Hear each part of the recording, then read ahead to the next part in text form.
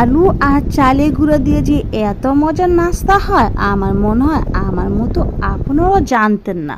এই নাস্তাটা ছোট বড় সবাই পছন্দ করবে। আর আমি প্রথমে এখানে দুটো আলু নিয়েছি, আলু দুটোকে খোসা ছাড়িয়ে চিপসের মতন পাতলা করে কেটে নিব। কেটে কতক্ষণ পানিতে আমি ভিজিয়ে রাখবো। এরপর আলুগুলোকে আমি ভালো করে ধুয়ে নেব। আর এই দিকে কিন্তু আমি একটা বাটি নিয়েছি, আর বাটিতে 1 কাপ পরিমাণ চালের গুঁড়ো নিয়েছি। চালের গুঁড়োটা দিয়ে আপনি যে কোনো জিনিসই ভাজা পোড়া করবেন, দেখবেন এটা মচমচ হয়েছে এবং ভাজাটা একদম পারফেক্ট হয়েছে। আর তার চালের গুঁড়োর সাথে আমি এখানে দিয়ে দিব কিছু মরিচের গুঁড়ো, ধনে গুঁড়ো, জিরা গুঁড়ো, পরিমাণ মতো লবণ, সামান্য পরিমাণ আদা বাটা আর সস দিয়ে আমি সম্পূর্ণটা মিক্স করে নেব। আর মিক্স করার পরে আমি পরিমাণ মতো এখানে পানি দিব। আর অবশ্যই লক্ষ্য রাখবেন যে ডোটা পাতলা না হয়ে যায়, একটু ঘনত্ব রেখে কিন্তু ডোটা তৈরি করবেন। আর অল্প অল্প করে পানি দিয়ে কিন্তু আপনি ডোটা অবশ্যই তৈরি করবেন। আর এখন আমি সম্পূর্ণ মশলার সাথে কিন্তু চালের গুঁড়োটা আর পানিটা মিক্স করে নেব। যেই পর্যন্ত আমার ব্যাটারটা পারফেক্ট না হবে, আমি কিন্তু ততক্ষণ পর্যন্ত একটা মিক্স করব। দেখেন আমার ব্যাটারটা কতটুকু ঘনত্ব হয়েছে, আপনি কিন্তু ঠিক এতটুকু ঘনত্ব দিয়ে কিন্তু ডোটা তৈরি করবেন।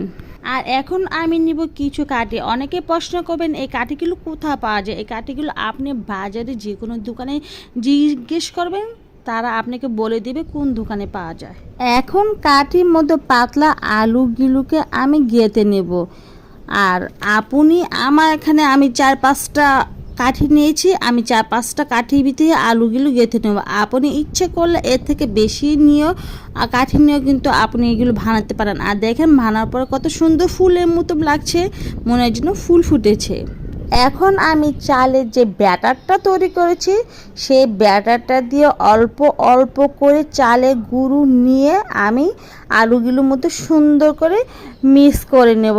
এই পিঠ ও পিঠ অল্প অল্প করে আমি সম্পূর্ণ আলু গায়েই কিন্তু লাগিয়ে নেব ডোটা। এখানে কিন্তু আমি অল্প পরিমাণ তেল নিয়ে কিন্তু আমি আলুগুলো ভেজে নেব। আপনারা কিন্তু ইচ্ছে করলে ডুবো তেলও ভেজে নিতে পারবেন। আর অবশ্যই লক্ষ্য রাখবেন চুলার তাপটা যেন একদম কম থাকে। আর এই পিঠ ও পিঠ সুন্দর করে কড়া করে মচমচে করে ভেজে নেব।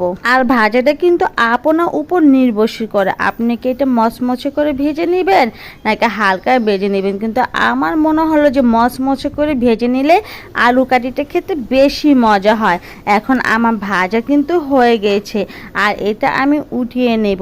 উঠিয়ে নেওয়ার পরে দেখেন এটা কত সুন্দর একটা পারফেক্ট হয়েছে ভাজাটা। উপরে আপনি চাট মশলা